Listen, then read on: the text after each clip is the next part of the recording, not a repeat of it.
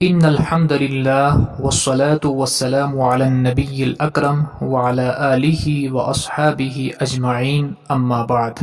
رمضان المبارک میں زیادہ سے زیادہ وقت اللہ کی عبادت میں صرف کیا جائے، کیونکہ یہ مہینہ عبادتوں کی فصل بہار ہے۔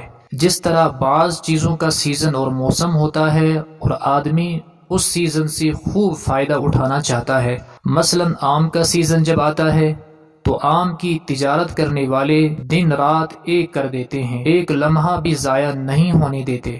اسی طرح رمضان کا ایک لمحہ بھی ضائع نہیں ہونا چاہیے۔ اس مہینے میں خوب قرآن پاک کی تلاوت کی جائے، اور جس قدر تلاوت کریں سمجھ کر کریں، اس کے ساتھ ساتھ اپنے دل اور روح کے تعلق کو گہرا کریں۔ قرآن مجید نے خود اپنے پڑھنے اور سننے والوں کی جو صفات بیان کی ہیں وہ اپنے اندر پیدا کریں۔ رب کریم کا ارشاد ہے کہ جب قرآنی آیات تلاوت کی جاتی ہیں تو سننے اور پڑھنے والوں کے دل کانپ اٹھتے ہیں اور نرم پڑ جاتے ہیں، ان کے جسم کے رونگٹے کھڑے ہو جاتے ہیں، ان کی آنکھوں سے آنسو بہنے لگتے ہیں، ان پر گریہ افزائی طاری ہو جاتا ہے۔ نبی کریم صلی اللہ علیہ وسلم نے فرمایا کہ جب قرآن پڑھو تو رو، اگر رونا نہ آئے تو رونے کی کوشش کرو، اس لیے کہ قرآن کریم حزن کے ساتھ نازل کیا گیا ہے۔ لہٰذا آپ تھوڑا ہی حصہ کیوں نہ پڑھیں، مگر اس طرح پڑھیں کہ آپ کا دل اور دماغ اس میں دونوں شریک ہوں۔ اللہ عمل کی توفیق عطا فرمائے۔